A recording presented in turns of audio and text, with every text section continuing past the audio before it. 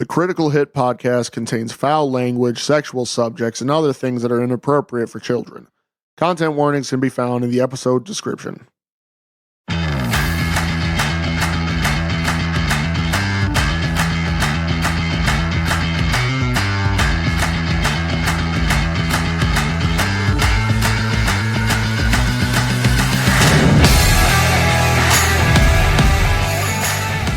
Hello, world, and welcome to another episode of Critical Hit, Foul Mouth Podcast, where we talk about everything.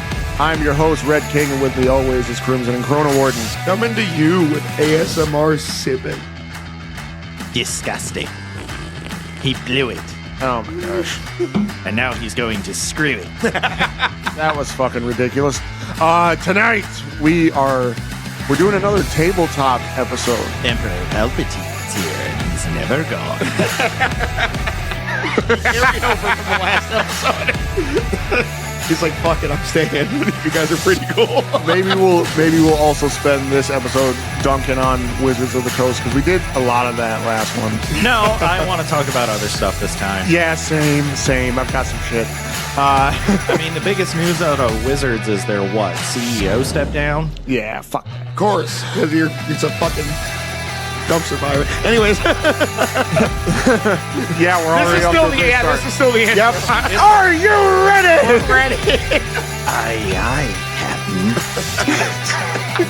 We are Critical Hit and Tabletop 3. Start now!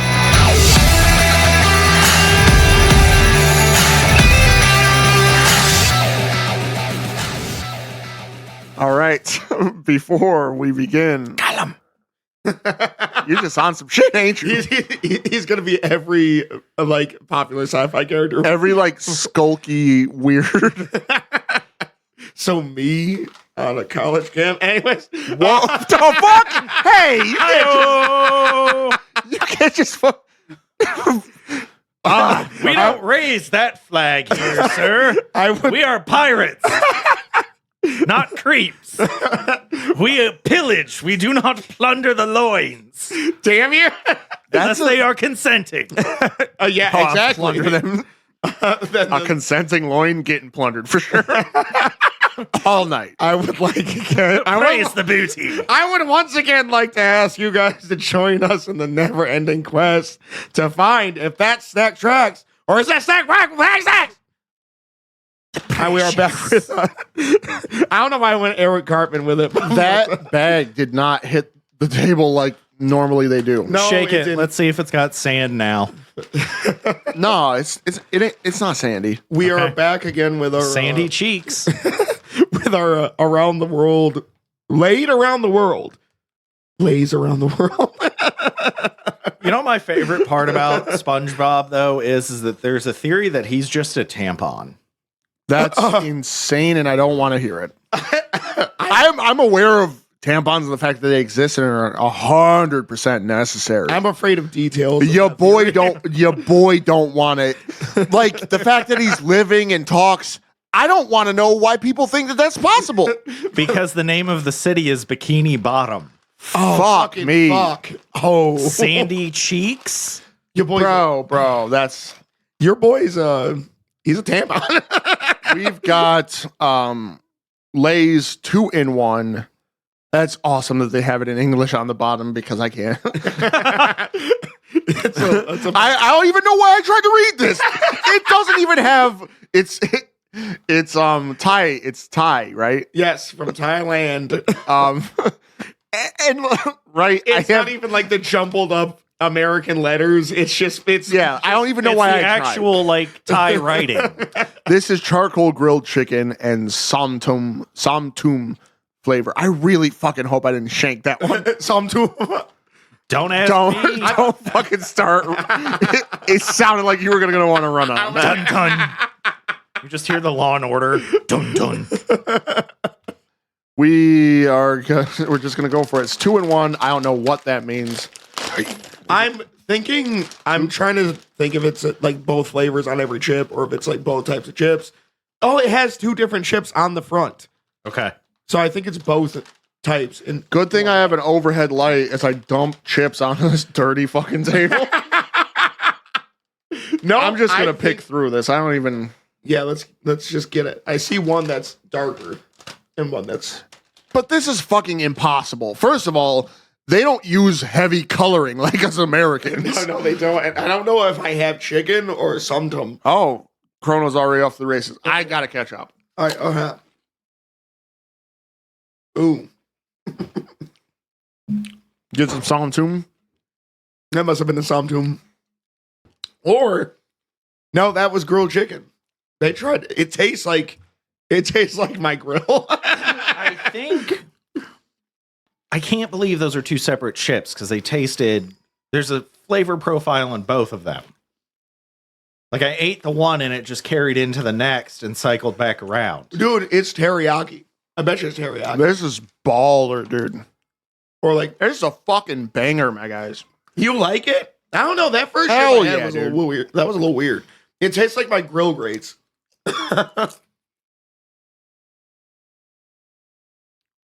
You want to talk about fucking banger?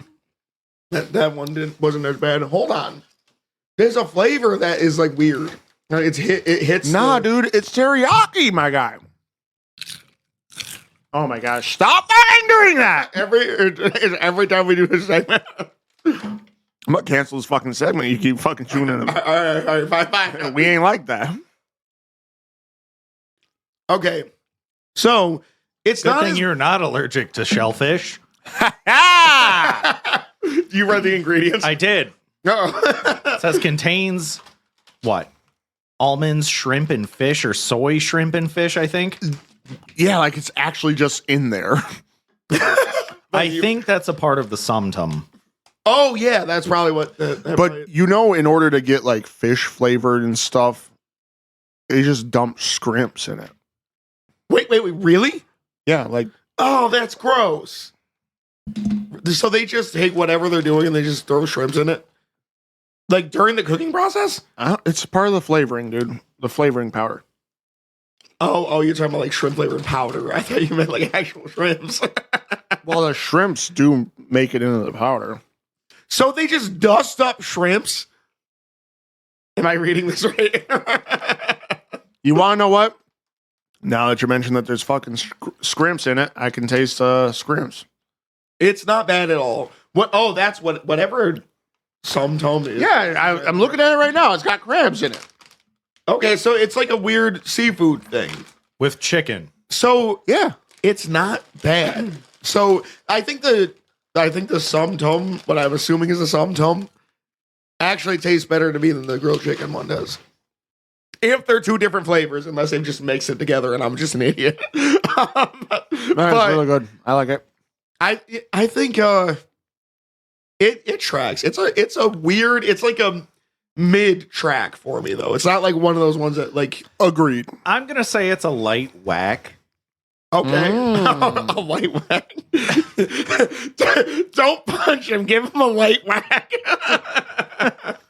It's not that it's bad. I just don't like fish. Yeah.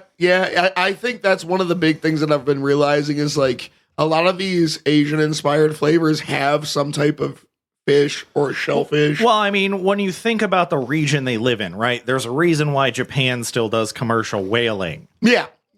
I mean, There's mostly mountain.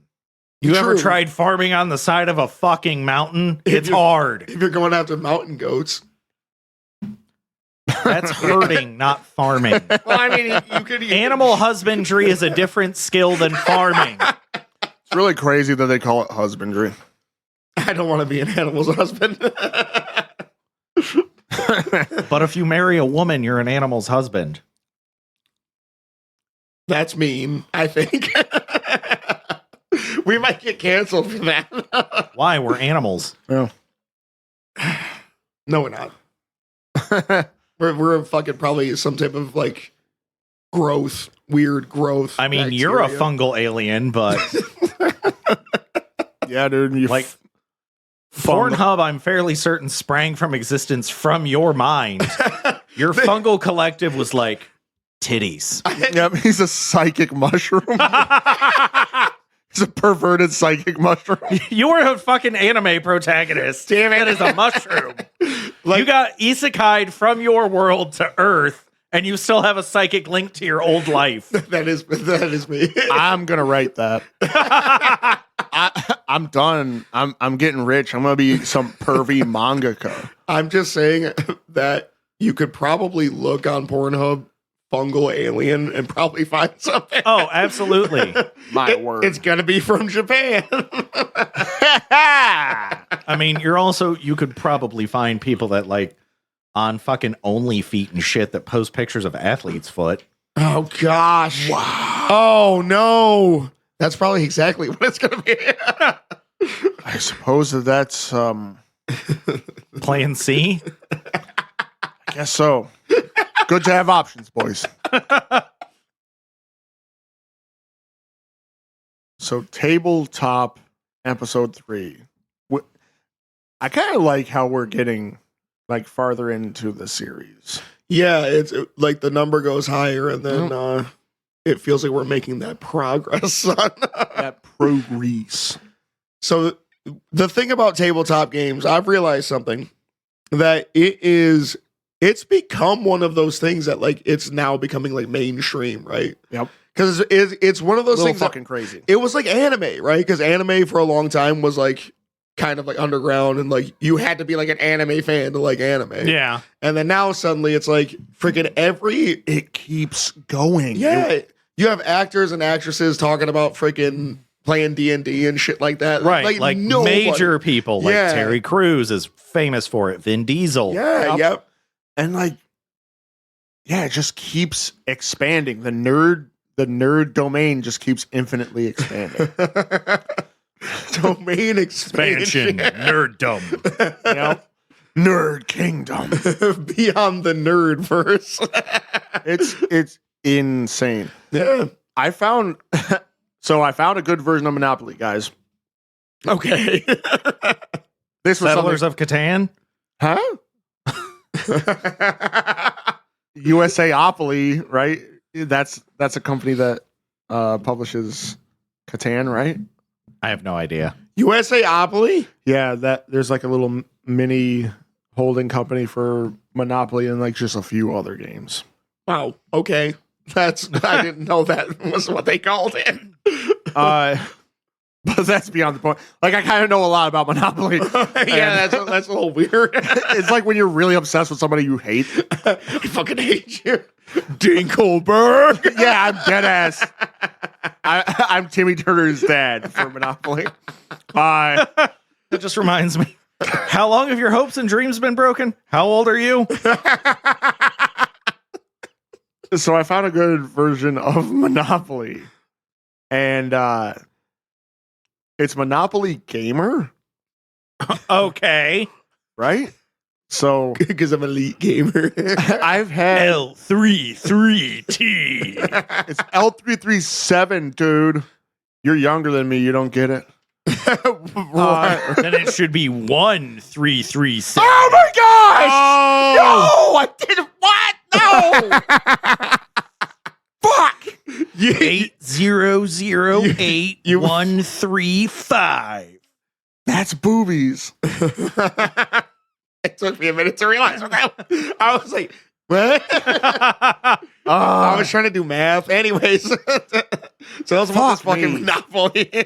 It's got so it's so much easier, right? Because one die, and then you get a second die, which just gives you shit. It's the Super Mario version, right? So one side of this power up die gives you fucking coins. So Okay. you're never without the money. That's good. And speaking of money, they got rid of the stupid ass paper money. It's Okay. just cardboard coins. Okay. Hold on though.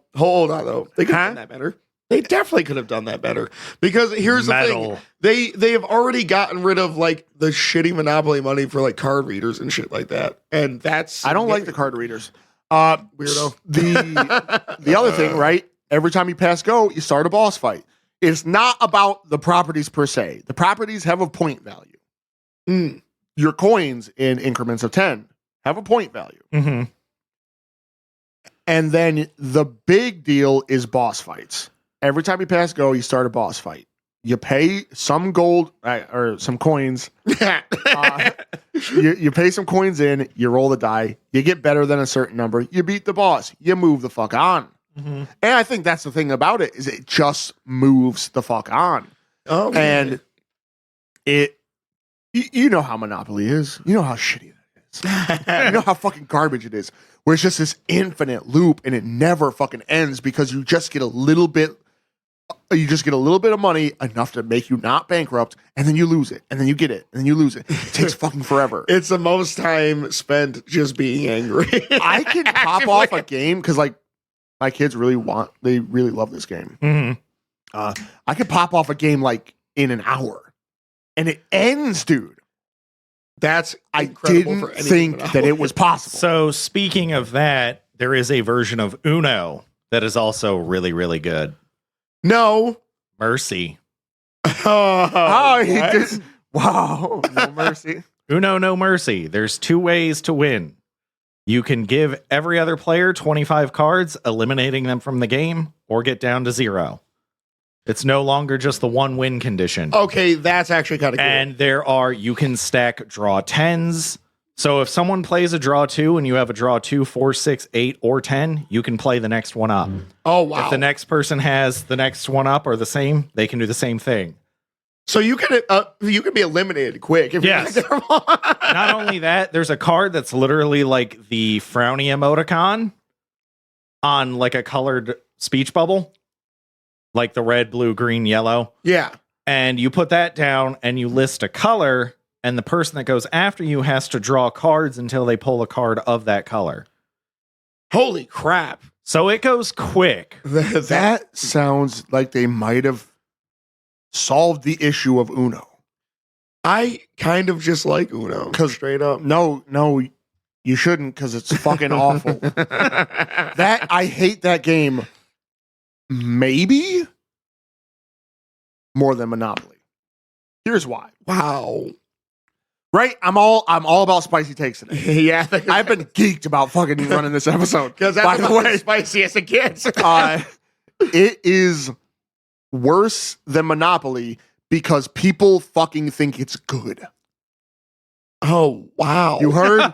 Like, if you're like, hey, let's play some Monopoly, 90% of the people are gonna be like, you can go fuck yourself. Agreed. Yeah. But there are a lot of people who are just have this very, very odd obsession with Uno. And it just goes on forever. No, it doesn't. It Uno does. does not last. It can. It Boy, can. I had an Uno game that lasted for an hour and a half. I've had a 3-hour Uno game. Yes, that's what I'm trying to say. When has this happened? I have never had an Uno game. It wasn't with you guys. Well, I mean, I figure, but I'm just saying, like, I'm usually like 30 minutes at the most. 30 minutes At for the a card most. game, dude. It doesn't work. It's not right. The qualifiers at the most. This is but fucking crazy eights on crack. Why? Why does it have to be this way? Why is this coming from a guy who plays tabletop games that last for literal hours? But I'm having so much fun. And we're telling a story. Yeah. You could draw fucking cards in that story, literally. If you're playing Daggerheart, you do. Well, see, there you go. That's a segue if I've ever That's a heard fucking it. And segue. I'm going to forfeit the rest of my time on that one. Because you don't want to spend the whole episode talking about fucking Monopoly and Uno. Yeah. That you have just triggered 2 of the worst things. You've activated all of my trap cards, Kaiba. Fuck you. And he just disintegrates. That's how it should have went. Man, all my trap cards, Kaiwa. Fuck you. Oh my gosh, just cuss him right out. So tell us about Daggerheart. So my wife is running a Daggerheart campaign with the group we play Starfinder with. And we ran our first actual combat. And she made a unique monster, a swarm of rats. It was 6 separate swarms, and she gave them some abilities of the minor chaos elemental. Yeah. So basically, when you killed one, it exploded, and you rolled a d6, and different effects happened. Holy shit. Explosive rats? Yes. Because basically what we were doing was in our first session, we had investigated that someone was like putting out this illicit plant in wines and things like that. And it was called the Heart of Eris, as in the god of discord and chaos in Greek mythology. Yeah. Okay. And like each of us somehow tied to it somehow, but we were investigating it. And it led us to a guy named Horace Fisk. That's a very like on the nose reference. Yeah. But yes, magical kingpin. Yeah. Nice. Okay, with exploding fucking rats. Well, the rats had gotten into the wine. Okay. So they were getting powers from chaos. Okay, that makes sense. But like one of the effects was you trade places randomly with a party member. That's pretty fun. That'd be hilarious. So it was great because one of our party members is a druid. She and my rogue had snuck upstairs following another guy, and she had turned into a mouse and was sitting in my rogue's pocket. Well, my seraph, which is basically a cleric, killed one of the rats and got teleported upstairs where my rogue was. So a rat just fell to the ground for a second. Boom. And then you come erupting out of somebody's pocket. Amazing. That is insane. One of the other effects was they just exploded into a cloud of smoke. Okay, that's kind of cool. You get like The sound You of couldn't see through it. They couldn't see through Okay. it. the sound of skittering rats, combat, all smoke. like ah. Another one was they actually just explode into fireworks, That would be a horrible which you had to surprise. make a save to avoid taking damage from. It's like imagine level 1 Skyrim, and you're just like, I'm gonna fuck this rat up. So did y'all ever play Jade Empire? I have never played it. No, I did. I didn't get it as far into that game as I probably should have. I don't know why that Couldn't game, make myself interested in it. it was like one of those things for me that was like, it looked cool, but then I was just like, every time I saw, well, I also didn't get an Xbox until mad late either. So that was another thing. Well, you can buy it still on Xbox or PC, and it doesn't need a lot of hardware to run it. It's like $10. So as a quick aside before you continue, I was trying to play Dragon's Dogma 2 last night, Mm-hmm. and I got lost in the character creator. It's a good character creator. I've seen everyone making the entire cast of Baldur's Gate 3 in it. Yep. You're like, I'm not ready to let this game go yet. I've seen people making like the cast of Friends. Yeah. in it, which is That is disgusting. You could probably make Jerry Seinfeld. If no one's done that yet, don't do it. I'm gonna do that before you Just make it and then just run around dying all the time. Yep. What's the deal with dragons? And then just fire breath. That's what he deserves for the B movie. Yep. Get a bee companion. I'm sorry. Go ahead. Continue. Well, so the point I was going to make, there's a character in Jade Empire named Black Whirlwind. And you can eventually learn that he was a mercenary, and he'll tell you about one of his jobs. Yeah. He got hired by a monastery to kill rats. And he was like, it was boring hunting them down one by one, and they were basically swimming in the sacred pools at the temple. Okay. So he helped himself to the sacred wine and also filled the pool with sacred wine. His goal being that if he got a bunch of rats drunk, he could just kill all of them quicker. They were swimming in the pool, not drinking. Yeah. So after they got out of the pool, they went to go lay by the fire. And, oh gosh. And it exploded. Phenomenal. Burnt the whole monastery down. What a shame. They had to close the monastery. A lot of the monks in it were like, dude, it's his fault. But the abbot was like, no, it's a sign from the gods that we need to close the monastery. But yeah, that's exactly what that was. Yeah. All Well, right. so the thing about the Black Whirlwind is he's like 7.5 feet tall. So you're not going to stop him anyway. Yeah, fair enough. Like, let me not pick a fight with this guy. So tell me a little bit about the combat in. So Daggerheart's combat is very freeform. So they have optional rules where you can run an initiative style thing where basically everybody gets 3 action tokens, and once you've used all 3, you have to let everybody else use theirs. Okay. But that's no fun. We're talking about the active initiative. Well, so the way it went is if you just had something to do, just do it. Yes. So that's kind of crazy. Well, I like that idea anyways, because you can kind of strategize a little bit better. Yeah. But I imagine that would be chaotic, especially if you don't have people who 100% know like what the plan is. Like, I'm well, it was funny because we had even wound up splitting the party.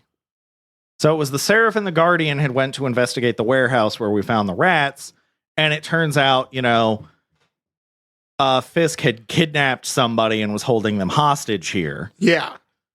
And so we're dealing with that. Then my Seraph got teleported upstairs, so it's my Rogue and the Guardian in the rat room. Okay, so that's kind of interesting though, because I think that a split up party would work better in Daggerheart. Yes, absolutely. From what I understand, because sometimes you have like your party gets split up and you don't have the best combinations. Yeah, it's just kind of what happened. You know what I mean? So I think that would be a better to plan for a bad situation if you had the ability just to be like, yo, I have a really good idea, but I need to act a couple times here. Yeah. Well, that is one of the benefits of it, right? So anytime you take an action, you put a token into the action tracker. Because the idea is that after a certain number of actions, the GM can make a move. Okay. Now, whether they activate the environment, an adversary, or what have you, they get to pick that. And one of the things I do super like is, for some reason, my rogue's dice are fucking hot.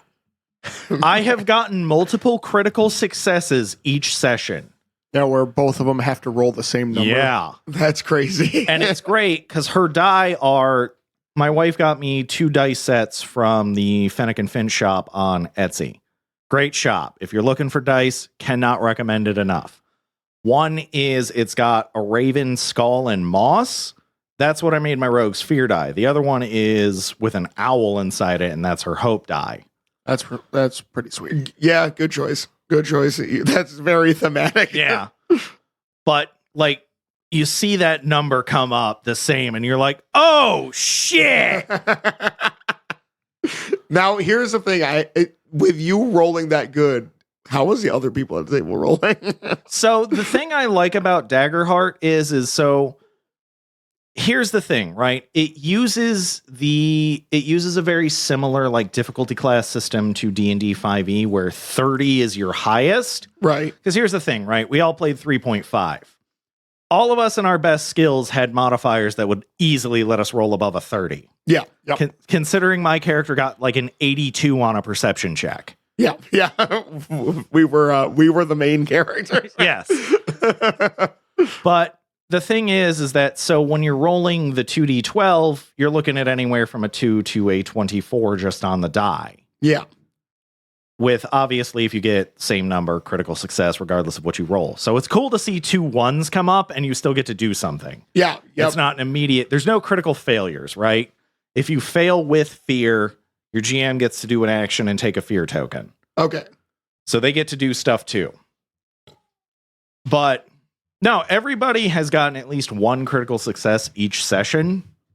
So that's kind of cool. Is there, what are the odds? Yeah, like I'm wondering how the odds change because you roll 1d20 and you got 1 chance out of 20 to get. It is no. How is that? It's got to be more, right? It's a much higher chance. Yeah. Because here's the thing, right? If you were using just 1d12, it's roughly 1 in 8.25 would be the math.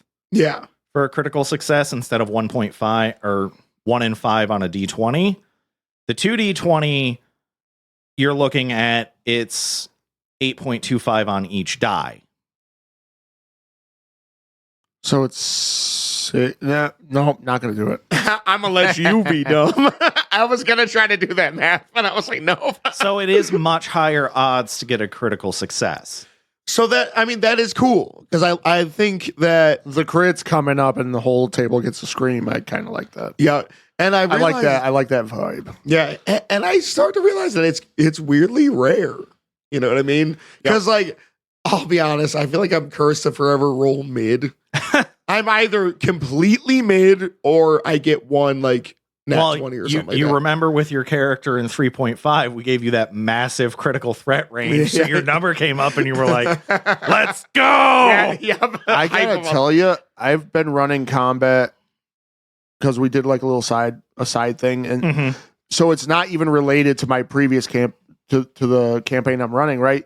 But the last probably 4 or 5 combats that I ran, when I start rolling for my enemies, I can't get over 10.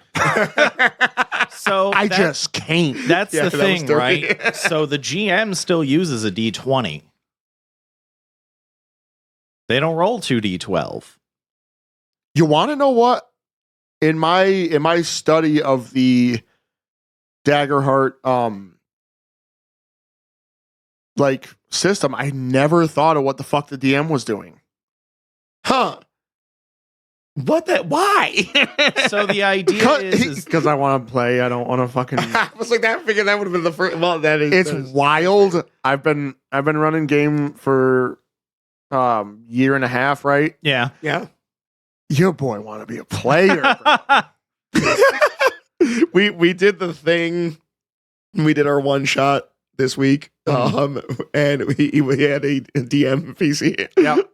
And I was rolling. I was like, "Yep, this is good. We're gonna keep doing this." It felt like I felt like an asshole, but I did it. It was cool though. It was very nice. Well, so that's gonna lead me to, because basically what wound up happening is that so my one friend who was playing the druid that was a mouse, she snuck in and was like, poking at the locked drawers. And she was like, do the drawers go all the way back to the desk, or could I like sneak around behind? And she snuck around inside to the desk and like popped out of each drawer. Yo, that's awesome. That is sick. And like my Seraph is the fairy race. They're an insectoid. Yeah. He's 7 feet tall and looks like a praying mantis. That's what I wish I was like every day. 7 feet tall and built like a praying mantis. That sounds like an insult. Boy, shut the fuck up. You built like a praying mantis. Then you just get praying mantis gripped, and it's like, oh, shit. Like, let me go. I I just mess with you. Let me go. Actually, usually what they do is they just start eating your head.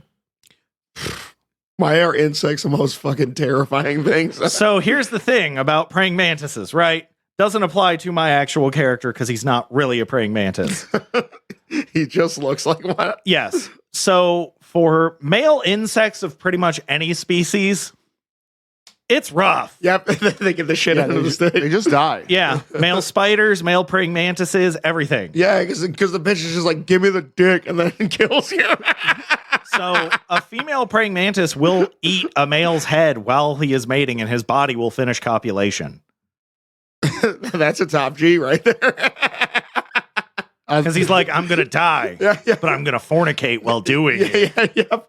I'm going to still get the job done. But so it was great because like I managed to like duck behind some boxes and roll fairly well on my fucking finesse, which is what you use for stealth. Yeah. So one of the other cool parts is that generally outside of combat, you can make an argument to use whatever stat for whatever thing. So like if it was like I was preparing to hide, I could have just said, oh, I'm going to stack up some boxes to hide behind, so I'll use my strength. Oh, that's kind of cool. But because this was more firm combat, different rules start to apply. So finesse becomes the stat of fine manipulation and things like that, right? It's very interesting because there's no real constitution score. Okay. That's interesting. So what it is that instead they basically took dexterity and separated it into 2 parts. There's agility, which is your quick movements, leaping, sprinting, things like that. Yeah. Things that actually require you to be agile. Strength is still very much lifting, pushing, brawlic type stuff. Finesse is your fine motor control, things like that. And then you have instinct, knowledge, and presence, which are just wisdom, charisma, and intelligence in D&D and Pathfinder. Yeah. Very similar parallels. But one of the other things is like, so for combat, there is no armor class, right? Your defensive stats are broken up into two. You have evasion and armor score. Evasion is what they need to roll to hit you.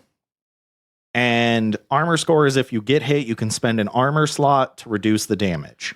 Because each character has damage thresholds that determine how many wounds you take. That's right, because everybody has the same amount of health, don't they? Yes. Well, so certain ancestries, the races, have, like, I think it's giant or maybe human, starts with an additional hit point. Human is stress. Okay, gotcha. Because they can just deal with getting fucking stressed. yeah, because that's what humans are every day. Yes. Well, it's great because the update to 1.4, each ancestry now has 2 abilities. So it's equal across the board. Okay, very cool.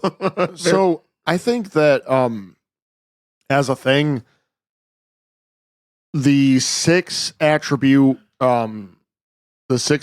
statistics, that's kind of like, I've seen systems that don't use it. Mm-hmm. And I don't know why, but I always miss it. So of the ones I've played, Cthulhu Tech it has 5 primary that breaks down into 4 subcategories. So you have 9 primary stats basically. Right. But the secondary 4 are determined by the first 5 and how they all add up. You're doing a lot of fucking mean, median, and mode here. Oh, ooh. And then FFD6 has 6 total, but it's base 4 that break down into 2. So your power and your resilience apply to your force, your presence, and I think dexterity or finesse was their name for their other one. Right. No, finesse is the counterpart to force. It's some agility stat. Knowledge. It's knowledge. That boils down into your finesse. Okay. Why do these systems sound complicated to me right now? FFD6 is very simple. Its 4 stats basically boil down to 2, and generally you're either rolling force or finesse. Oh, boy. Okay, force stats boiled down to 2. That makes more sense. I don't know why that didn't clear it. Cthulhu Tech is very complex because, like, if you have to make a tenacity feat test, tenacity is one of your stats. Your amount of points in that stat determines how many D10s you roll. Whoa. Why does that sound like a lot, though? It can. That sounds amazing. It's very easy to get up to, I think, like 8 or 9 dice in Cthulhu Tech at higher levels. Wow. Okay. That's kind of cool. Cthulhu Tech, because there's the Call of Cthulhu one. Right? That's a completely different system. Yeah. So speaking of Call of Cthulhu, I've been listening to I listened to the first episode of season 3 of Dungeons and Daddies. Mm-hmm. The Peachyville horror. And it is so fucking good. Like, it's not a continuation of the first 2 seasons. I think they needed that. They did. And it is a fucking banger. First episode's a banger. Did you listen to both seasons? I've started listening to season 2 again. I picked up yesterday on my lunch. I just decided to start listening again. I got to figure out a good time to listen. It's not that I don't want to, because I went on vacation last year, and I listened to that the whole car ride there. Right. But then for some reason, I just haven't listened to it since. I'm on episode 40 or 41 of season 2, so I don't have that many left. I have like 11 or 12 or 11 episodes left to get through. Yeah. So I can get there. But I'm a weird media consumer, I'm going to be honest. like, I don't feel like I pay attention to anything when it's on. I just turn it on and then I just do other shit. Right. That's fair. But so you're kind of right about the 6 stat thing because it's neat, right? It's X stat guides X thing. Yep. Because one of the things about Cthulhu Tech is it gets kind of messy because you have your Orgone, which is your magic casting stat, but it's also called Ruach. Whoa. It's the same fucking stat. Why? Why did they fucking change it? It's the lore of the world. Different cultures call magic different things, but the New Earth government calls it Orgone. Oh, okay. So that's the government name for it. My government name. Yes, that's the birth certificate name Right. for magic in that world. But casters themselves tend to call it Ruach Okay. because that means like soul in I think Hebrew or something like that. I mean, that is kind of cool though for like getting engrossed in the world of having that detail just already there. I Yeah. guess. So there's like plus sides to it, but it does sound like it get complicated just managing a sheet. Yes, very quickly, especially if you're playing a mech pilot, an angle pilot, or a Tager, because angle and mech pilots, you've got to run a mech angle sheet and a character sheet. Damn. Tagers are at least a little easier because you have basically 2 stat blocks. Yeah. Your Tager form improves your base stats a certain amount. And then when you're in Tager form, you get bonus shit. Like you start getting the cool attacks and shit. Like the Nightmare can shoot a fucking beam out of its chest that just destroys buildings. That needs to be me. Where do I sign up? Oh, it's great because they also have like shoulder pods that just shoot blinding balls of light that explode. It's like fucking a mix between Predator and freaking Wargreymon. Well, so if you ever watched Guyver Bio Booster, No. it's very heavily where the inspiration for the Tagers comes from. Why is that sound It's an familiar? older anime. I had to have seen it. That sounds very familiar. Because Huh. it's basically a group of people make contracts with like extra dimensional beings to fight an evil corporation. Yeah. Why? I've definitely heard the name. I've probably seen it in passing. But to get back to Daggerheart real quick, just so we can move on to other stuff. So basically, we wound up killing the rats, and my wife had a counter going on. There was a rat gnawing through the rope that was holding up the cage that the prisoner was in. Yeah. So if that got to 0, down. So It's kind of brutal, you fucking asshole rat. yeah, well, Fisk was a dick. Yeah. But surprisingly, we didn't kill him. That's We'll very get to the shocking. finishing in a second. But basically what wound up happening is my Dracona party member, the Guardian, we just ripped apart it was basically like a bunch of pallets had been nailed together to hold her shut, and he just ripped it apart. Nice. And she just jumped out on his back. And he was like, all right, I'm just going to hide you under my jacket, and then we'll go. That's amazing.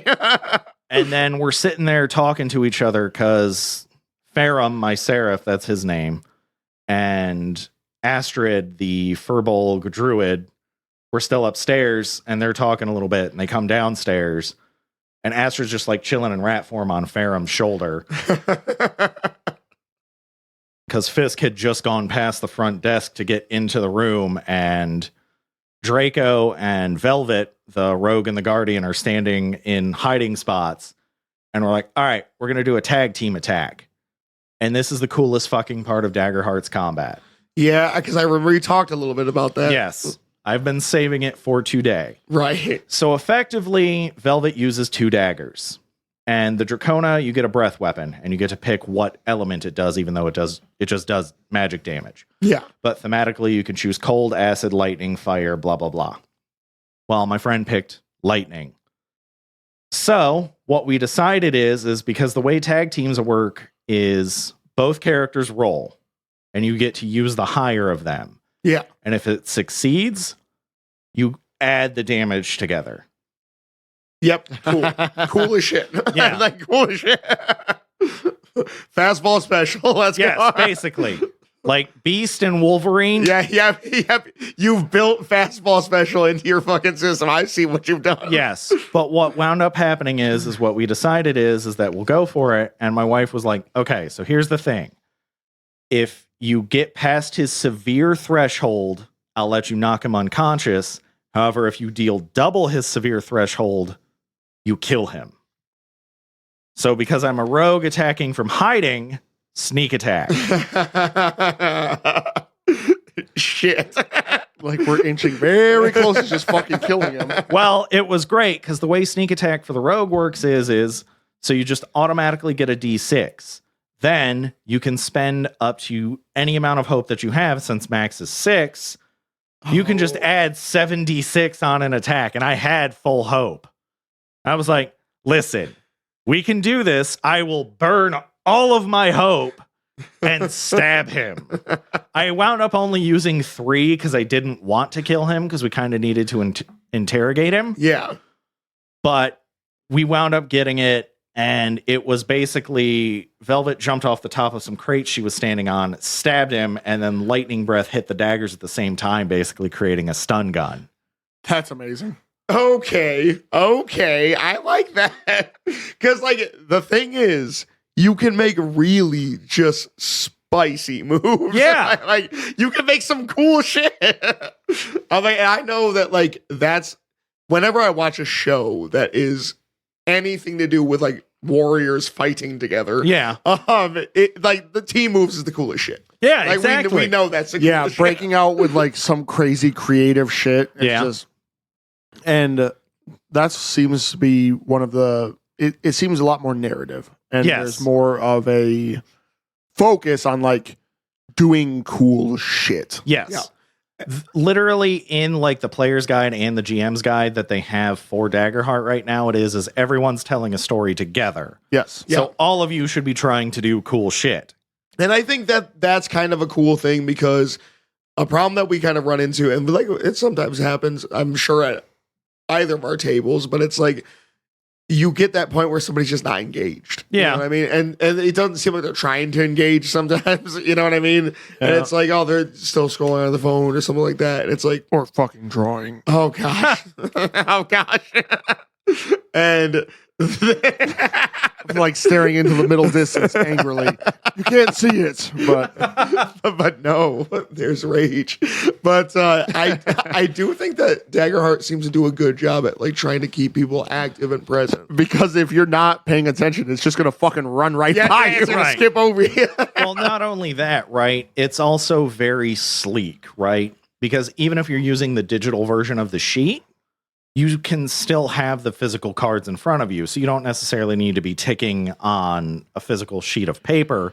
But it's actually been kind of cool to use paper sheets again. It's been a very long time since I have. Yeah, Right.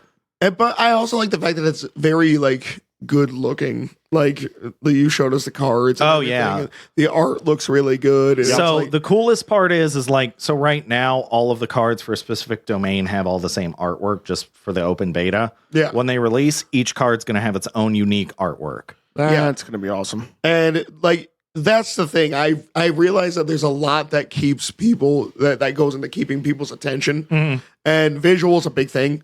And I think that like that's why it's cool that like you have a deck of cards in Yeah. front of you. You know what I mean? There's a lot of things that keep you like here. you So know? we haven't hit it yet, but one of the cool things is so eventually you have what's called your loadout. So eventually you get more than 5 cards. 5 is the most you can have in your loadout, barring certain special cards that say, hey, this card's always in your loadout, but it doesn't count against your active domain cards. yeah, So you also have what's called your vault, where the cards that you're not using are. On a long rest, you can change them out however you want. That's kind of fucking cool. Right. yeah, yep. So if you're like, oh, I want this, and this day, you can do that. However, you can mark stress based on the cost of the card and immediately bring it into play if you feel it's necessary. Oh, that's Yo, okay, that's so cool. because right there's such thing as feet bloat when Yeah. you run a traditional TTRPG game, and there's a lot of different fucking feats to keep track of when you get up past level, we'll say 7, honestly. Yeah, I'd say 5 probably could be the start of it, depending on the Fair, person. fair, yeah. And it's just like sometimes it falls through the cracks. But if it's cards and if it is a focused 5 card loadout, damn, slick. Well, that's the other That's thing, right? slick. Because Yeah, you're yeah. also going to know what's in your vault because you picked it, right? You end up with 11 cards total, basically, because you get 2 at first level and then you add 9 over the course of your leveling up. So you're never going to have that much bloat, right? Because you have your subclass, you can get subclass mastery and specialization, which give you extra abilities, but those are never changing. Yeah, And the way I usually organize it is I put my class stuff over here and I put my domain cards on the right of my sheets. right. So I can go left to right and see what I'm working with. yeah.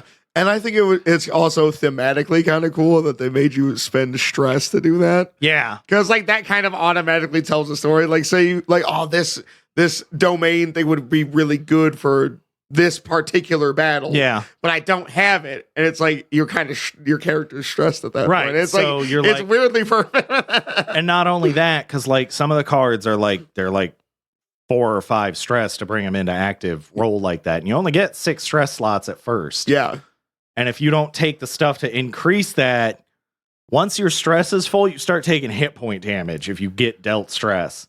Yeah. So if you get so stressed out, you will start getting physical wounds. Dude, that's fucking crazy, man. I mean, Well, it's cool because you can do that to the enemies too. They also have stress. And if you mark them stress, like some of the characters, like bards have an ability that lets them make an enemy take stress. And if you max out their stress, instead of only taking 1 HP, they take an amount of HP equal to the stress that you would deal them. Oh, shit, dude. It's a little That ability damage is hack. literally quite just like you're doing 2. Once you max out their stress, and enemies don't have the 6 stress. It depends on if they're a minion or a boss or whatever. Right. So sometimes you could just get a small fry. It's probably going to be one of them things that they change because I really think it should be if you're at max stress, you just take 1 HP anytime you take a stress. Not, oh, I'm a bard, I can hit you for 4 stress. Now you just took 4 HP. and now basically you're just dead. Yes. Vicious mockery takes on a whole new meaning. So that's one of the other things, right? I am really, really enjoying Rogue in this system. Right. Yeah. Because their domains are Midnight and Grace, and the subclasses are Syndicate and Shadow Walker. So my rogue is a Syndicate rogue. So she has a network of contacts throughout the city that actually will, as I level up more, provide more concrete benefits. That is so cool. Like, that is so cool. Like, I feel like there was a lot of thought put into the base aspects of a Yes. lot of like their world and how the characters and classes work. You know what I mean? Well, And Nightwalker is cool because, like, you mark a stress or spend a hope, I forget which, and you can teleport to any shadow in far range. That's very cool. Yeah. I think like Awesome. even the way that they streamlined tracking your HP and things like that, all these liquid resources, it makes it so that even because I'm kind of like a ham-fisted moron when it comes to running anything that isn't automated anymore. I'm kind of like lazy that way. So when I play Pathfinder, Path Builder is an amazing app for me because a character sheet just simply goes. Right. It seems like this game would probably run great on paper. It does. It really does. Yeah, and Because it's 2 sheets. That's it. Yeah. And then your cards. And I think that's an important thing because there's only been 2 sides of the spectrum when it comes to these type of tabletop RPGs, and that's usually the ones that are crazy complex or the ones that are incredibly simple. Yeah. Just really stupid Yeah, simple. because the PDF for a Pathfinder remastered character sheet is 4 pages. You know what I mean? Like it's a lot. and like lot. it's 2 pages in Daggerheart, and one of those pages is a reference. Yeah, Yeah. it's literally like Little you quick gaze. You thing. put some background information on it. You can make connections with your party members, and then it gives you a mark this off when you level up because you can only do so much stuff. Like we're level 2 now, and it's cool because my wife is like, we're not really tracking gold. I don't give a shit. You can use it to buy consumables, but your gear once you reach a new tier, it just upgrades. And 1.4 just dropped a whole shit ton of new gear. Sweet. So my rogue now has a parrying dagger in her offhand. So if an enemy hits me, I get to roll my damage. And if any of my numbers match their numbers, their damage die goes away from damage calculation. Oh, that's really cool. The other one is my devouring dagger, which when I make a successful attack, they also take a point of stress. That's awesome. Damn. Fucking sweet. Yeah. It very really does seem like, and right, we're in a very saturated market now. There are Dungeons and Dragons. There is also Dungeons and Dragons like games. So and the thing I will say is that it's good that we're seeing the Wizards monopoly die. because Yeah. the competition is going to breed innovation. Yeah, and I think that goes with anything. Like they always say it in business, Yeah. if there's not competition, then there's no innovation, there's no new, there's no better, there's Well, that's the thing, right? Like Paizo has been the only real big competition, and then I don't know the name of the company that does Call of Cthulhu. Yeah. But basically, if you look at it, that's most of the market share. D&D 5e is literally like 51% roughly of the virtual tabletop space. Paizo is like another 20 to 25. Call of Cthulhu is 10. And then the rest of that market is broken up amongst like Shadowrun, shit like that, which Shadowrun I would love to play. Yes. See, I think that, like, if you think about Wizards and what they're doing right now, and Hasbro and what they're doing right now, they picked a really fucking bad time to do it because a bunch of creative people were sitting there cooking up these ideas. Yeah. And because, when you are a monopoly, you tend to do monopoly things. And the wild shit is like they're releasing it for free or cheap. Yep. That's so that's going to be the big thing, right? Is because the way classes work there's a base class feature, right? So for Seraph, it's my spellcasting trait is strength. Yeah. So at the start of a session, I roll whatever my number in strength is, which right now it's +3. So at the start of a session, I get to roll 3d4. And whatever those numbers come up on, I put those dice on my sheet. And at any point in the session, I can use them to modify someone's roll, reduce damage, increase a roll. Fucking cool. That is cool. Yeah. But that's the Seraph class feature, right? Then your individual subclass changes things a little bit more. But that's it. The class features are really the domain cards. And Seraph is Splendor and Valor. Okay. Yeah, that's like, I like that. I like that a lot. And like each domain is shared with another class. So Seraph shares Splendor with Wizard and Valor with Guardian. Right. Okay, so you're not losing everything from one theoretically. Correct. Switching between characters, and it allows you kind of to test it out more. You know what I mean? You can also, once you hit tier 2, which is level 5, you can multi-class. That's cool. Multi-classing. Another thing I kind of like is they have a lot of liquid resource. Yes. There's a ton of hope. There's just being able to like build a class feature or build a private gauge of whatever your class feature can do. Mm-hmm. I like liquid resources. That makes it. So like Guardian, right? They get an unstoppable die, and they changed this from 1.3 to 1.4. It used to be you started at the highest value on the die, and it ticked down. Now it ticks up. So you start at 1. And it goes up, and you get resistance to physical damage, so you just automatically reduce physical damage by half before even calculating damage thresholds or anything. Wow. You get to add the number on the die to your damage rolls. Dude, and cool. It does a couple other things. And then my friend that's playing the Dracona, he's a stalwart guardian, so he gets bonuses for like he has better defenses than other people and stuff. Yeah.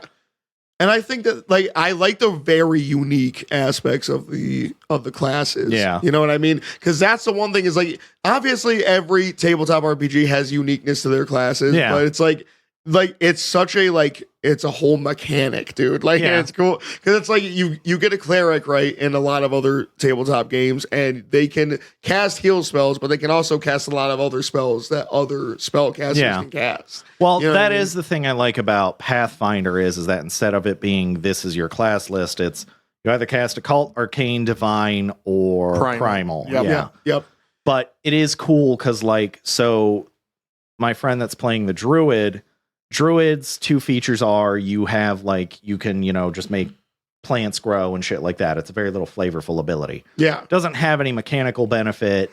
You could probably argue that I'm going to grow up these plants and then lead enemies into this undergrowth and create an ambush. Yeah. That'd be kind of cool, flavorful, useful use of the ability. The other one is Wild Shape. It's called Beast Form. Which is why she turned into a mouse. Yep, you always gotta have a wild shape. So apparently you can sleep with bears. All right, Halson. But and then Rogue you can mark a stress to immediately hide, and you're hidden until you move or attack. So he's enemies- diving into some spot, Pretty much. just kind of like flying in there, even if it's awkward and uncomfortable. Or just flying out a window. Yeah.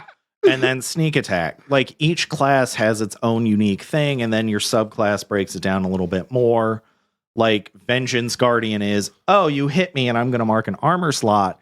And then it's great because now it's however many armor slots you mark, roll that much d6 and immediately deal that to your enemy and damage. Yeah. That's cool.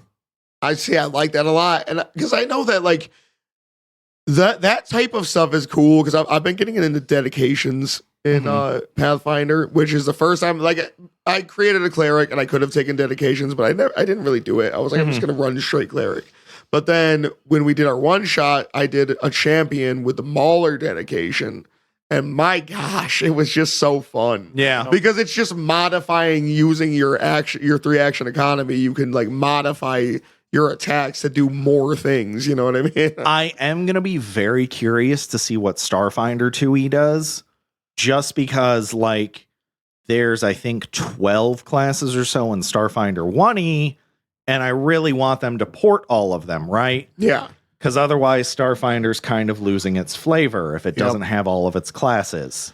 Ooh. I think we've probably mentioned it every time we talked about Starfinder 2e, but I think we talked about it last episode. Yes. When the fuck is when is it coming out? So here's the thing. It is in active beta now.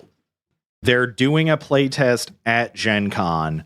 And if you go on Demiplane, they've actually said coming soon, Starfinder 2e. Nice. So okay. it's really close. Like August at the latest will be when it drops in beta for public access. Yeah. Woo! Very cool. Because that's going to be the thing, right? Because they want it to be fully integratable with Pathfinder 2e. And that's going to make things very interesting from a certain standpoint because, like, you have your caster classes are Precog, Technomancer, Witch Warper, and Mystic. Mystic is your cleric druid analog, and literally even like depending on what connection you pick, you're more druidic or more cleric like with that class. Okay. Technomancer is very much wizard, but they can also shoot shit, right? Like that's the thing. Every class in Starfinder is proficient with firearms and at least basic melee weapons. Yeah. Because it's got to be a bit more Mass Effect than... Yes, very much so. So here's the thing about Starfinder 1e. Spells only go up to 6th level. So it's spread out better. So you don't have that bloat at the end that just destroys games a lot of the time. I'm just going to alter reality. I'm just going to annihilate the world. I'm just going to make a new world and then move everybody in this world that I like to the new world. So fuck you, BBEG. You can just go fuck around in that one. Like, it's a lot. Yes. When you start to get higher level, it's fucking a lot. But, well, that's going to be one of the things I'm curious about. Are they going to expand those classes' spell lists to be full 10th level casting? Or are we going to see something more like the Mystic? Because I don't know that I like that for those classes, because they're really full casters, technically. Precog is fucking weird, though. So here's the thing, right? One of the other big mechanics in Starfinder is stamina points, which you lose stamina points before you hit your HP. And basically, if a fight's putting you in HP, it's a tough fight. Yeah. Okay. Gotcha. Because it's harder to heal HP than it is stamina points. Because stamina points, you can take 10 minutes and spend a resolve point and you're back at full stamina points. Right. That's it. That's not bad. Take a breather. Yeah, pretty much. It's the equivalent of a short rest, but shorter. But yo, let me get some water real quick. Yeah, pretty much. It's like, okay, we're relaxing our muscles, our fighting instincts are coming down, everything like that. But like Precog's primary stat is dexterity. But they use intelligence for their casting, and it's very interesting because right from jump, a Precog gets to pick one of the bigger proficiencies. You can take long arm, advanced melee, or sniper. And my wife's Technomancer took a feat to get sniper rifles. And she has an ability called Spell Shot. Oh, infuse it right into the bullet. Yeah. I wish I had an ability called Spell Shot for my cleric sniper. So that's the thing, right? That would be something to consider if it releases early enough in the campaign. would you want to switch to being a mystic? That would be really cool. Like I would, if I could do that, if the GM would allow it, I would do that. But that's one of the things we're really going to have to see, because like there's a class called the nanocyte, which is literally like nanites infest your body. You have bonded with them, and you get different gear loadouts. Like you can be a cloud array, I forget the second one, or a gear array. And gear is you literally just manifest your nanocytes into whatever piece of gear. So you can use rifles, melee weapons. That's really cool. Cloud array is literally you just shit out a cloud of nanites, and anything in the cloud starts getting dissolved by the nanites while you can heal your allies. That's sick. Yo, what? So Starfinder's got some really cool classes. It does. Yep.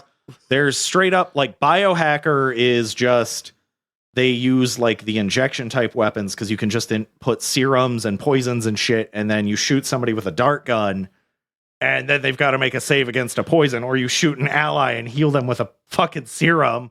Very cool. Very cool. That's like Overwatch, like. Yeah, pretty much. Oh, yeah. That is really like Overwatch adjacent. Then you have the Envoy, which is very similar to Bard. Like they are all about buffing up their teammates or debuffing their enemies, and they have a lot of abilities going towards that. Like my one friend that's playing the Druid in Daggerheart is playing an Envoy in the Starfinder campaign, and she has an ability called Doom. Doom? Yes, with an exclamation point. And it's literally like once a day she can make a roll to demoralize a bunch of enemies, and that they have to be frightened. That's funny. So it's one of the things I've noticed after playing Pathfinder 2e and going into Starfinder 1e. A lot of the systems that they wanted to try out that were finalized in Pathfinder 2e were started in Starfinder 1e. Because it's not a point-to-point from Pathfinder 1e, right? Yeah. It's a weird hybrid thing. Interesting. So Starfinder did it first. So I have found,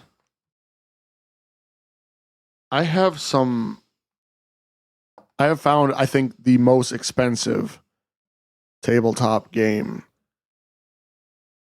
There's this is obviously barring like special editions and shit. Okay, yeah. Right? And just excessive amounts that you could just So this is most possibly expensive spend. that you can actually like get as a normal in-stock item. Yep. This is Okay. one punch. okay. This is going to be interesting because I'm not sure what you could possibly pick, because we've talked about Warhammer, and Warhammer's expensive in a It general is, sense. but you could also technically just use like paper printouts for Warhammer. So like you don't have to do the figurines. That's an interesting point. Do we suddenly get into Warhammer now? We might. Yeah, we might. Because You like, need to send me the deets on that. 'Cause well, like the colors matter in Warhammer, right? Yep. But you could just do a paper printout of the colors you need on the correct thing. You don't have to buy the right mini. Get a fucking picture with the right colors and print it out. yeah. So we're gonna get into Genius. Warhammer. Yeah. We're gonna figure this one out. Yeah. I'm gonna play the Tau. But shoot, orcs. So right, I found. So here's the honorable mention: Small World Designer Edition. It is a. It's just a really big fucking. You compete for land against other fantasy races, Mm-hmm. and they have a designer edition, and it's limited run. This is just an honorable mention. Uh-huh. Yeah. Limited run is like. Yeah. It's not currently being sold. When it finally hits straight market, it'll be $400. Wow. Crazy, right? Yeah. The designer Ouch. edition selling secondhand is like $3,500 US right now. What the But fuck? that's inflated, and it's Yeah. blah, blah, blah, blah, blah, We right? need these people's addresses so we can get it for free. I mean, what? knock. But I have found. Hoist the flag, boys. Don't even get me started, man, because I'm gonna have to resort to this life to get this game. Kingdom Death Monster, right? Okay. I would think if it being that expensive, they could have come up with a better name. Well, it's Kingdom Death. What's it? 2 dots, colon? A colon, yeah. Kingdom Death, colon, monster. Okay, so it's like it's a subtitle. Yeah. Kingdom Death Monster. Version 1.6 is currently on their website for $420. No. One punch. It is the... What the fuck? Why? Those minis all be better fucking pre-painted, pristine condition. They're not pre-painted. You have to assemble them. Stupid. So you're cutting them off of the sprues and whatever. Not a chance. Not for that much money. 21 pounds, this box. That just reminds me of the Asus Predator gaming laptop that was like 17 pounds. Oh my gosh. That's crazy. It was a great fucking computer, but like at that point, it's a fucking desktop. That's insane. That's fucking insane. So here's the thing. What comes in the box? Yeah, like so you don't get pre-painted. You have to assemble them. You've got to take them out of the plastic 3D printed, I'm assuming. Yep. Probably. Yeah, the sprues or whatever they're called. Stupid. Let me try to find the exact pack-in list. Yeah. I'm on the website. The website is fucking crazy, right? Is it good? So one thing about it is like this game does actually seem like it's fire. What does it look like? Like what are we dealing with art? The art is actually really good. It actually kind of reminds me of like Berserk. And now don't fucking judge me. You fucking withhold your damn judgment, boys. The first run of Queensblade, like the Choose Your Own Adventure combat books. Yeah. Okay. Mind your fucking business. Anyway. Mind your fucking business. We're going for 3 edgy, 5 me here. I got it. But look at the. This is the pack out for the box. What the fuck? That is sick, but they should still be painted for $420 fucking dollars. They got cards like crazy. They got fucking minis. So, all right, before we continue, this is one of those situations where more does not equal better, in my opinion, because the thing is, I'm going to sit here and pay $420 for something I'm never going to have time to logistically play. Right, or learn. You know what I mean? You could play with the minis unpainted. Great, but like, why 5,000 cards? So this game, it's a little mix between like Dark Souls, Monster Hunter. It's got a little bit of RP. It's got settlement building. Okay, but here's my thing, right? Why would we play this when we could play Blades in the Dark? Let me list off some of the stuff, right? Time for the most feeble argument. I'm just trying to tell you what's in the box. No, we did ask what's in the box. What's in the box? Yeah. There's a hardcover rule book. It's got 235 pages. Why did you have to do hardcover? At 11. That's probably 5 or 6 pounds right there. 11 by 8.5 is the sheet, so it's wide screen format sheets. So no, 8.5 by 11 is standard. That's letter but format. It's turned. So it's in landscape. Yes, sir.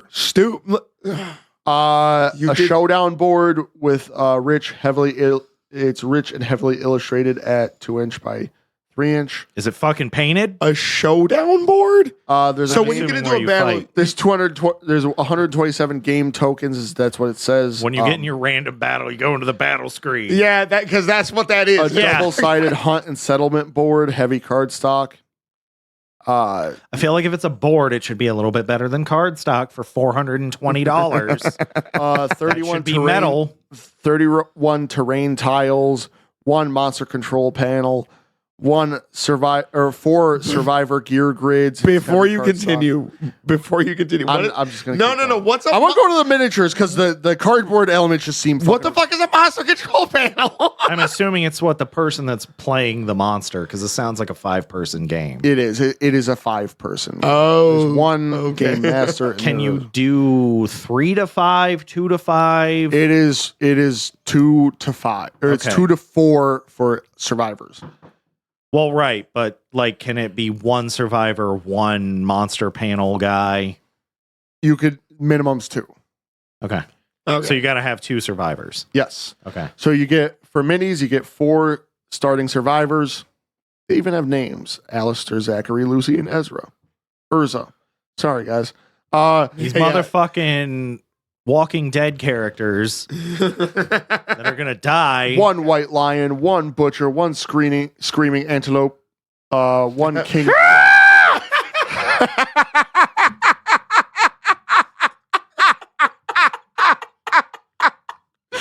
Oh, fucking hell. That sound. I wasn't ready for that.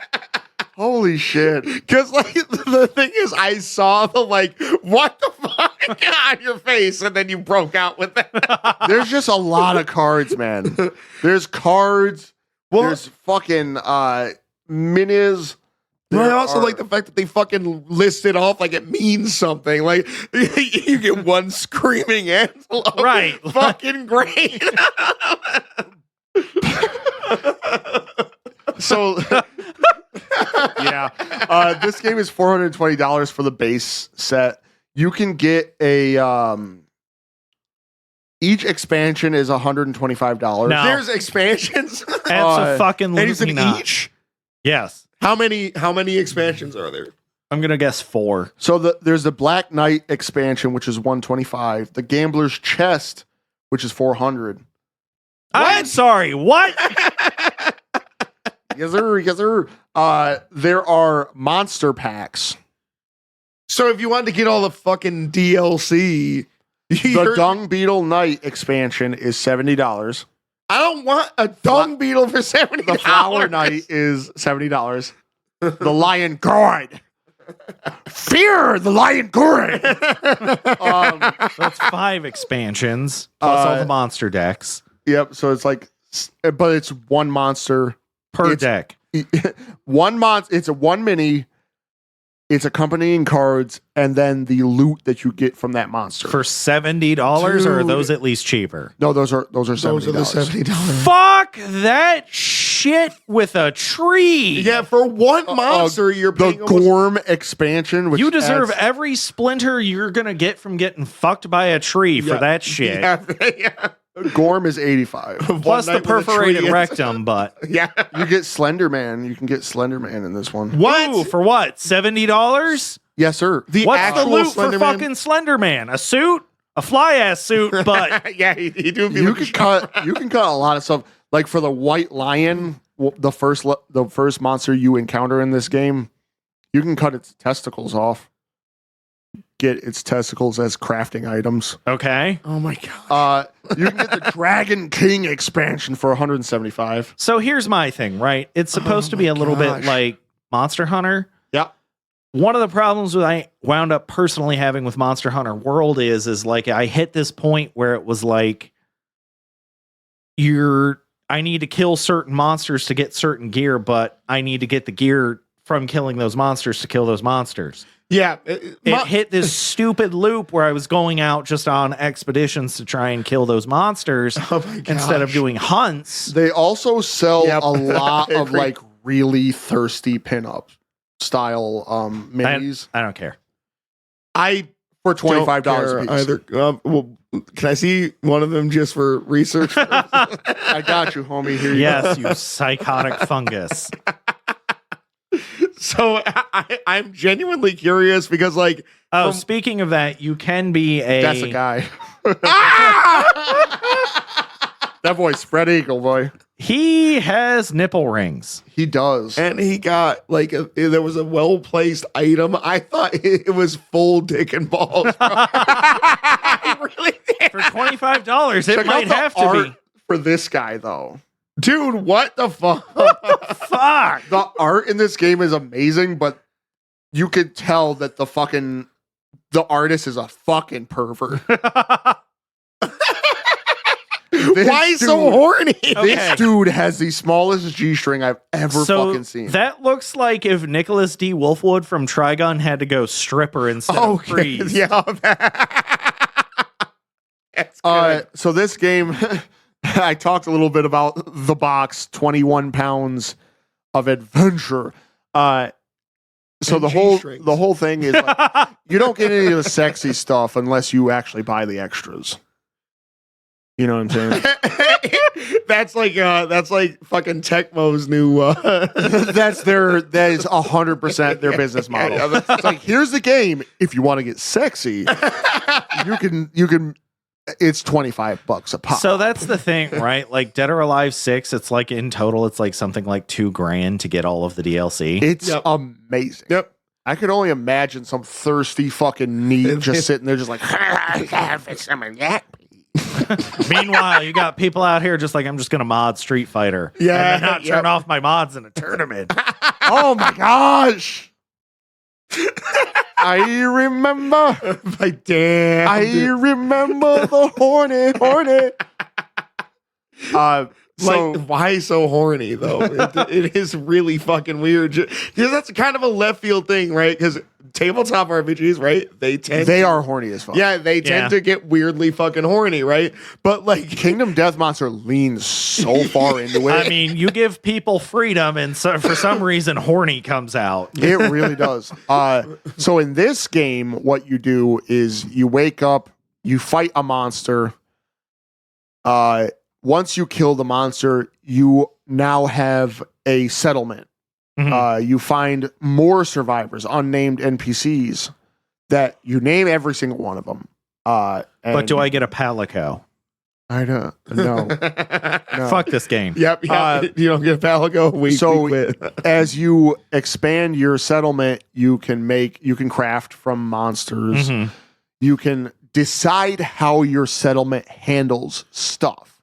Murder. So the first thing, one of the first things you'll inevitably find, because your characters die really quick in this game, is like, how are you going to handle dead? How are you going to handle your dead when you bring them back to your settlement? You can choose to be a cannibal in this game. Soylent Green. Yes, sir. I've never then your settlement starts fucking. And they start making babies. Soylent Green. So you got to figure out how to deal with the babies. Like, are you going to protect the young and keep them sheltered? Or are you going to fucking take all their toys away and fucking make them fighters? We're going to Sparta this bitch. It is insane cannibalism. to me that they have built in a system for fucking. Okay, so have you guys ever played Frostpunk?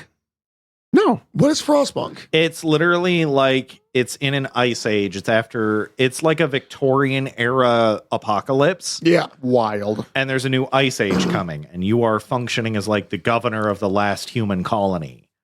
So you have to make sure you get fuel, power, all this shit to keep it running. And one of the decisions you can make is you can just bury your dead, or you need food. You can Donner Party this shit. Yep. and like, right? But it's on Game Pass. Check it out. Yeah. Like, how wild would it be? You know, you just raising a settlement and they just eat people.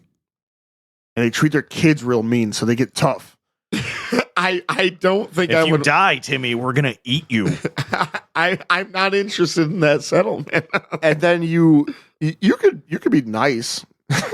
There's like an option for that. And then you die to the Dragon King. Yes. Because you don't have enough child soldiers to throw at him. Fair. Then you go and you use your loot, you cut the lion's testicles off and you use it, I don't know, maybe as a slingshot. I was gonna say you make a sweet escutcheon. Fair. Scooching these nuts. And then you shield bash someone and say, taste these nuts. How'd you like that nut shield, biatch? I'm gonna teabag you. What? Bong! Like a speed bag. Fucking my giant, is it still feline? My wild feline pendulous nut shield. Here's my bola balls. Exactly. You know what I mean? Like, there's tons of uses for pendulous lion testicles. Pendulous not lion testicles. So before we continue, like, just talking about like generally what you can, like, what do you do to encounter more monsters thereafter? Is it just every day you wake up and fight a monster? Yeah. So what you do is you can there's like resource gathering that you can do to like get generic resources and kind of build yourself up a little bit. Then there's the actual hunt where you in Kingdom Death Monster, I think it comes with in the $400 box, it comes with like 10 monsters and you hunt your way up to the final boss. Okay. That's a fucking ripoff. 10 fucking monsters. And theoretically, you're fighting those same 10 monsters every time. So Well, the not idea, only that is can the order be random or is it the same order the every time? order is random. Okay, that's not the other too thing bad. is like Out of 10. the monsters each have like 30 plus AI cards. And what happens is every time you fight the monster, it comes up with something different to do. And it's always pretty brutal. That's actually kind of cool. I'm not going to lie. That's actually not bad. So one of the things with the White Lion, because I was listening to the Dungeons and Daddies guys play Kingdom Death Monster. Okay. And they released their first episode for free. It's a Patreon reward, but they released it for free. And that's how I got in. That's how I figured out this game. And I realized the price point of it later. But Astronomical. the White Lion has like a move where it grabs a survivor and literally runs with it. Wow. So it's one single action is to grab your ass and run you away from your group. And you're like singled out. They lost a guy. They lost a character in the first battle. Whose character was it? It was Will Campo's character. Oh, jeez. So he just had to like make a new one. And what goes into making a new one? You just grab the sheet and name it. Oh, that's You start the game with fucking nothing. A loincloth. Oh, dude. It's They like literally Dark Souls you. Yeah, it's like Ark Survival Evolved and Dark Souls. It's like Dark Survival Evolved. or Ark Souls Hunter. And that's, I mean, Arseholes. Arsehole. so like Warhammer all of a sudden becomes comparatively somewhat reasonable in price. Yeah. Yeah. So that's actually kind of interesting. Oh, You know- that's insane, though. Yeah, because the thing is, it's cool. It does sound cool. Like, I'm not a fucking hater. You know what I mean? It does sound really cool. But damn, for $400 some odd So dollars. for $420, I think you're right, though. Even though it's random, which I kind of like, and the like 30 cards, it's 30 per monster, or Yeah, it's 30 per monster. So when you buy this $75 kit, it is a mini, it's AI cards, It's couple loot. of some loot cards, and so it expands upon what you can craft. It kind of insane for just one monster. Like the right, Dung because you're Beetle at Knight. $500. Yeah, the Dung Beetle Knight, you get the Dung Beetle Knight. Mm-hmm. You know, so here's my thing, right? I think my problem with this game is the fact that there's nothing really that makes it worth the because why can't you just offer cards to download? Why can't you just because I get you're trying to make money, right? Cool, I understand Right. that. But it's like you're sitting here with something that is cards with text on it, which you can print. Yeah. Fucking minis, which you could fucking print little fucking paper versions of them and put them on standees for fucking what? $1 a pop, probably. Yeah, it's like a 100 pack is like $5-6. I Yeah, think, yeah, on because Amazon. you on a whole sheet of fucking printer paper, you could print out as many fucking monsters as you wanted. Yeah. And fucking cut them all out and put them in the fucking sleeves. You know what I mean? It's like, and then so you cover cards, you cover fucking characters, a playmat. Like, let's be real, it's a fucking playmat. You've included your rule book and you've included your fucking resource book, which is something that most tabletop RPGs or tabletop games in general tend to miss a little bit. It's like, go fucking look it up or buy it. You know what I mean? Like, that's just it, right? I don't think it's worth that price. No, it's doing nothing. Because I just looked up Warhammer, like one of the cheapest ones that you can get is like $93 right. for just like some guys. Yep. But that's the thing about Kingdom Death Monster. Like, how long is a single play session supposed to be? It can be as long or as short, because it could last for several sessions, or you could TPK and have to start again. Right, but so here's my thing, right? Like, no. It always starts with the White Lion.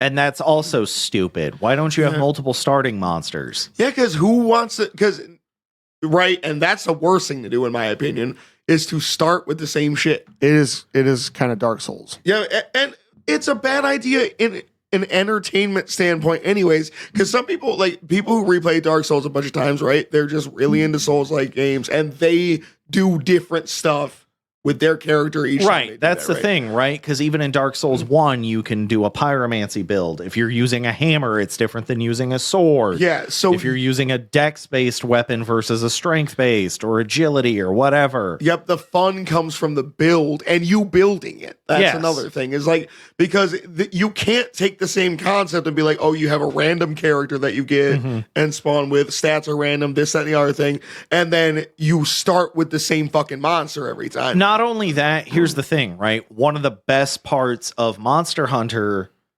is that you don't start shitty. Yeah. Yep. You're an actual hunter, right?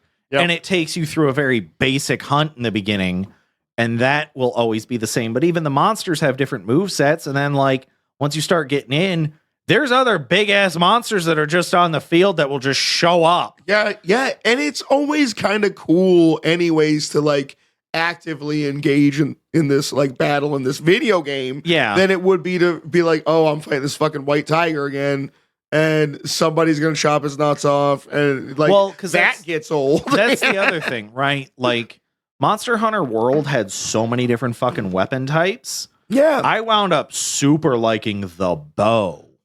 That is wild. That is crazy. I did not expect that. So it wasn't like my favorite. It wasn't my favorite to begin with. I think I went with something very basic in the beginning, like Sword and Shield or something like that. I love the Great Sword. Yeah, but it's too slow for me. That's my problem with it. But the bow is cool because like you have the different combos and you can change the shape of the weapon. What I wound up, because I think Monster Hunter World lets you wound up carrying two.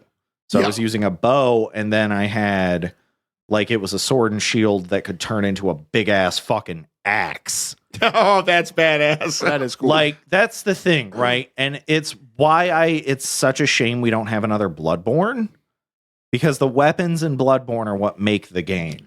Wait. They announced the Bloodborne 2. When? It was trying to remember. It is definitely announced though, because I did remember seeing it was just a flash of the title type of thing. They did announce that. Little teaser trailer action. Yep. Because I forgot to even talk about that. But I want to say it was during one of these like state of play or something like that. And they did, yeah. It's actually a thing. Which was surprising.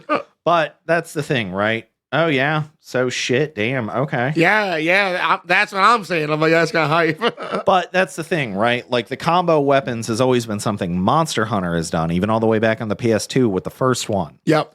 Those weapons that change shape. And like they have the gun lance. Which is a very cool weapon. Like the weapons in Monster Hunter are insane. And I just don't see that with Kingdom Monster or Kingdom Death or Kingdom Cuck, whatever the fuck it is. And how could you possibly recreate that feeling, right?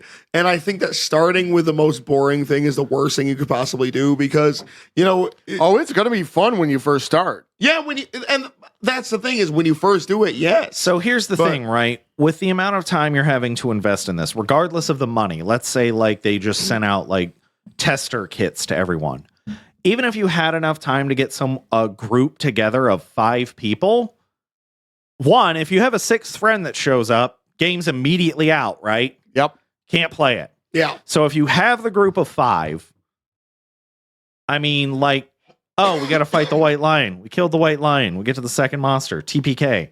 Well, now we all have to go home. And yeah, we all gotta go home, or we gotta fucking fight the white lion. Well, I mean, like it's late at night. Like, let's say you start playing at like 6, and the first fight in the cycle of shit takes until 10. yeah, It's generally around the time 10, 11 is the latest you see a lot of people go. yeah, Yes. Then you all died. Okay, we can get together again next week and try again. yeah. With You got to start with the fucking white lion Gosh, again. dude, yeah, I can't. No, that And sounds horrible. If each session is going to be 4-ish hours, even if it's only 2.5 or something like that, you could just be playing an actual TTRPG. Yeah, because I You don't want to could spend start a story. Yeah, I don't want to spend hours fighting the white lion again. Heaven forbid you die. Yeah. And you gotta try again. You know what I mean? Like, the game needs like 4 starting monsters that you just roll a fucking D4 and that determines which one you start with. Yep. Immediately right there, it gets a little bit better, right? Yep. I definitely think variety should have been the focus, especially for that price, bro. Yeah. That's crazy. Like, if they had more than the 10 monsters, I might be able to overlook the not painting them thing. But you're telling me you have 4 survivor minis, 10 monsters. There is a bunch of other minis that go into it. I'm not sure what they represent. Okay. probably NPCs and fucking shopkeepers and probably. But you don't need minis for that. No, you don't. But I'm sure it's a good way to bloat your price. Damn. I agree. Because here's the thing, right? They're charging for the resin on the 3D printer at this point. Yep. But like, I don't know. I'm sad because it does look cool, but I'm not willing to pay. Yeah, it looks and sounds cool, but even if we split that 3 ways, we couldn't run that on critical or on Crit Hit Plays. Yeah. It's too fucking long. Yep. Fair.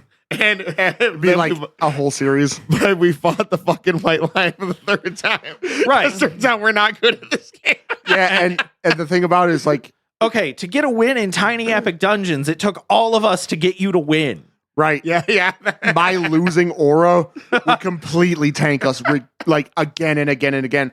And a 2-person party, far weaker than a... Right, and that's the thing, right? One of us would have to run the monsters. Yeah. And I think that's another problem. I feel like you should just be able to have 5 survivors and just like they each go around the table and you draw the next monster action, then everybody does their shit. And then the next player would draw the next monster action instead of having there be a GM. Because I think, and that's the thing is like, it's weird railroady tabletop RPG. It really is. And it doesn't have any great redeeming qualities. Because like the crafting isn't going to be that satisfying, right? Like, Because you it's can not craft in any of your tabletop RPGs. Right. I'll be honest, I don't do it much. well, there's almost no reason to because you can just throw gold at the problem. Yeah, fair enough. But I think that, it has potential to be cool. But damn, man. So I think what they should do is flesh it out. Yeah. Turn it into a D&D style, a Pathfinder style. Make this an actual full system of your survivors and building a settlement and going out and hunting monsters. Because I actually think that the AI cards are cool. Yes, there's a lot of potential in this. Yep. Because because one of the things about like running A combat is trying to make it convincing and trying to make it challenging and like... it just essentially turns into, obviously there's a stat block and they have moves of some kind. And then you just kind of like, the GM kind of picks between them, not trying to be an asshole most of the time.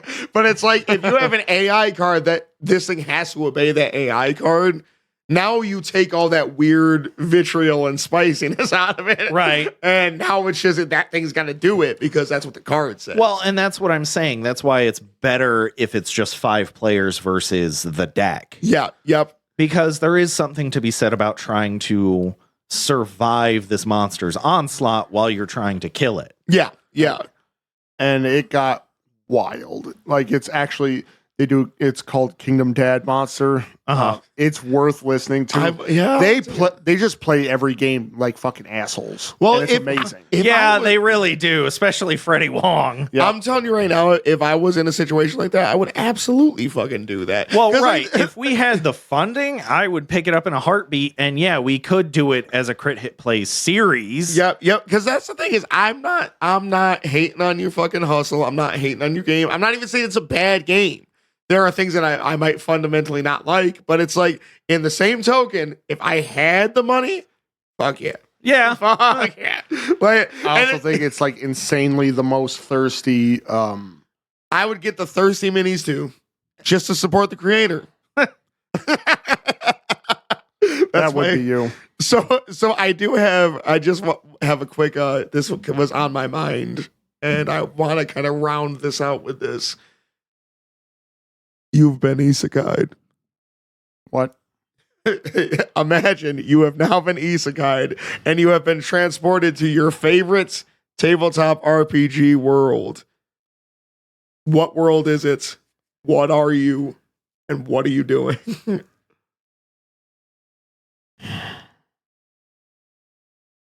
The thing about tabletop worlds is you have to be a player character for sure. Yeah. Yep. Right? Because the idea is like if you're playing in somebody's really deadly ass game, you're gonna die. But there's a chance that you might make it.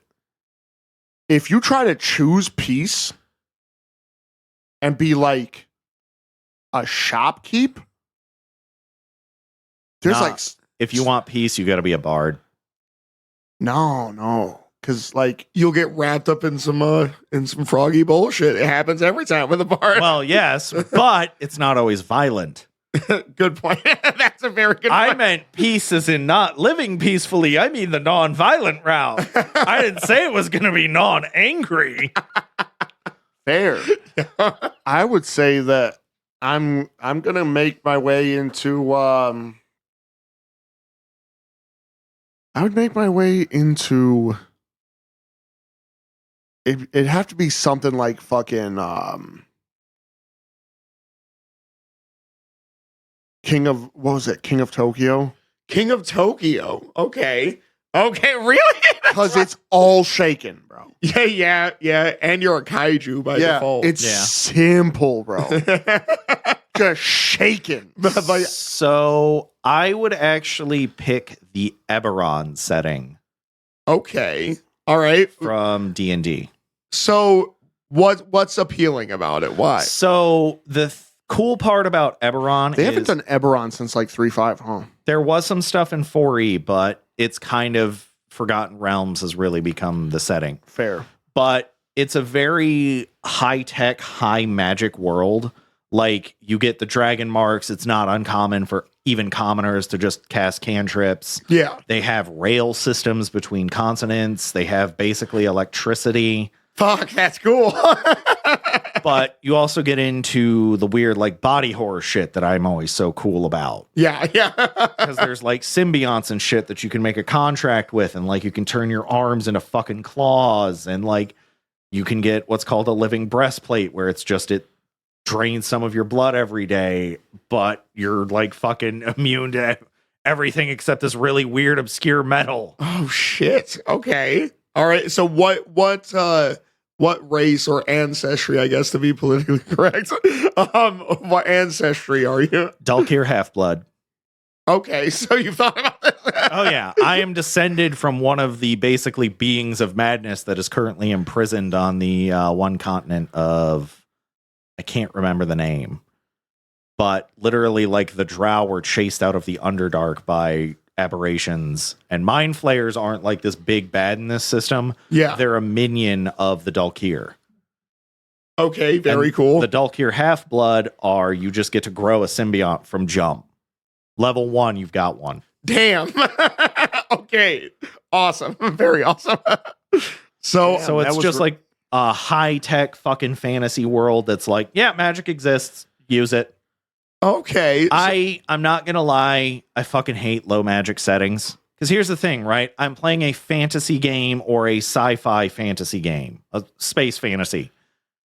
Why the fuck am I not, like, that's one thing that I've seen a lot of people say. It's like, as soon as my character gets their first big payday and they're like level 3 to 5, they're already stronger than most everything else in the world. Yes, this is so. true. Why wouldn't you just buy the fucking inn? You know you're going to be able to defend it if some bandits are like, haha, I'm going to raid you. And you're like, no, I've been retired for like 6 months, buddy. My sword's still plenty fucking sharp. Yeah. And honestly, I think that would be an entertaining low magic game where it's the party just owns an inn and like shit shows up. You're still adventurers. Like you still have your skills. So like the ranger will go out and hunt meat for the kitchen, shit like that. And like, you know, something turns up and this is kind of sounding like it'd be a good one-page RPG. Yeah, I was gonna say this sounds really fucking cool. Time to develop. Like end the episode.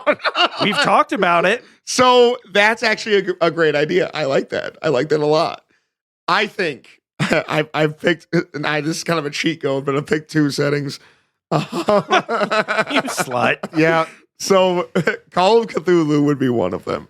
So reason being, Okay. This is in the 1950s, and you could be racist as fuck. no. Get out of here, Throgmorton. So one of them is aesthetic because obviously Fucking Peaky Blinders bitch. yeah, aesthetic that fits perfectly.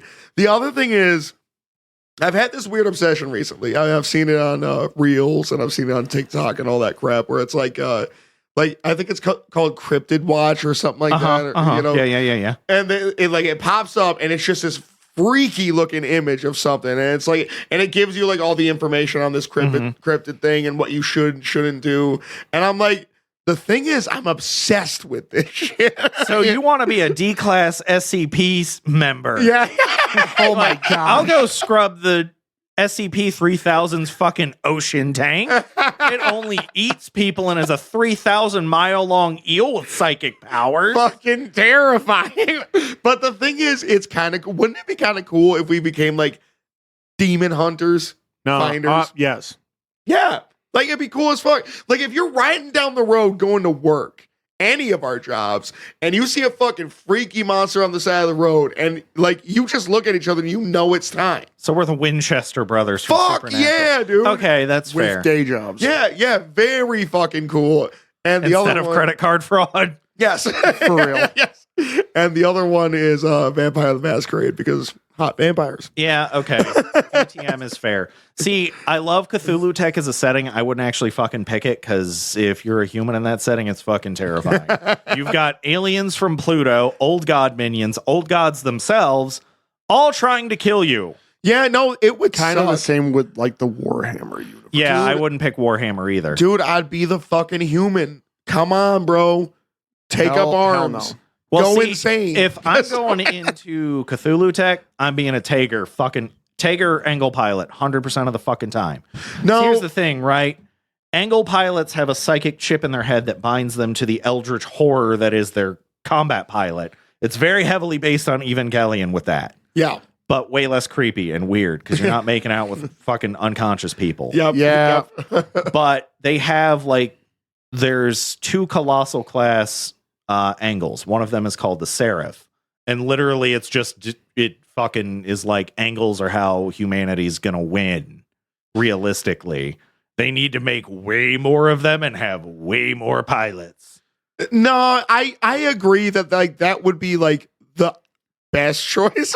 Well, Tager is cool because it's like you're a man with the ability to turn into a monster. yeah. You have something bound to your soul that's kind of always there. And if you're knocked unconscious, that shit jumps in and is like, let's fucking go. And I would take that. I would definitely like that would be like a secondary choice for me. But for some reason, there's something about being like a human and just being like, I'm gonna get at this bitch. Well, it's great because so if you're playing a Tager, you're running an Eldritch Society game because it's the only organization that has them. Yeah. And you can be a human. Like they have like lore keepers that work with individual murders of Tagers. Yeah. And they're called murders very much like a pack of crows because you mostly just go out and kill shit. The dangerous murder of Taker. The thing is, though, like imagine like you're chilling there with a bunch of Tagers, and like you're one of the few humans, and you're just fucking. You've been fucked up by some of these things. I mean, you could also be a parapsychic. Well, He just wants to be stock settings. that's the thing. I'm telling you, I want to be the tough guy. fuck yeah, just Yeah, grizzled have and fun when the Duo Seranus just chokes you out because you don't have sweet Tager powers.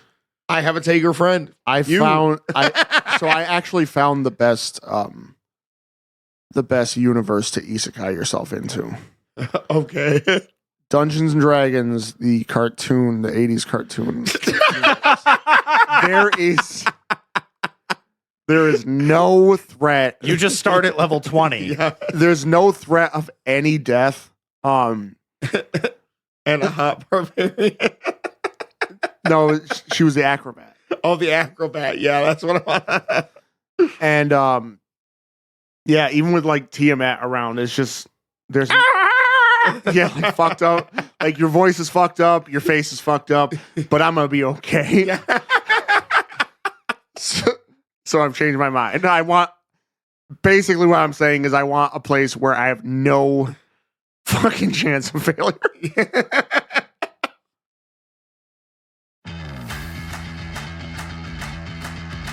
And with that, we have reached the end. We have been Isekai into another world, and you will no longer be able to hear Critical Hit as it is. It'll just be chaos and combat and fighting. Got 360-degree combat every day. We run shit. That was Tabletop Volume 3. Right? Volume is better. Yeah. Find us wherever you find your favorite greatest podcast ever. That is your absolute favorite. Find us on not YouTube. Wow, I'm skipping ahead. Spotify, iHeartRadio, Pandora, fucking Google Podcasts, Apple Podcasts. I did that out of order.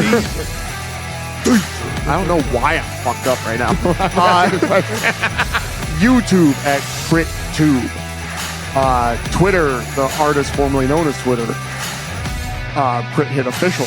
New episodes every Friday. Until then, roll for initiative. Critical success.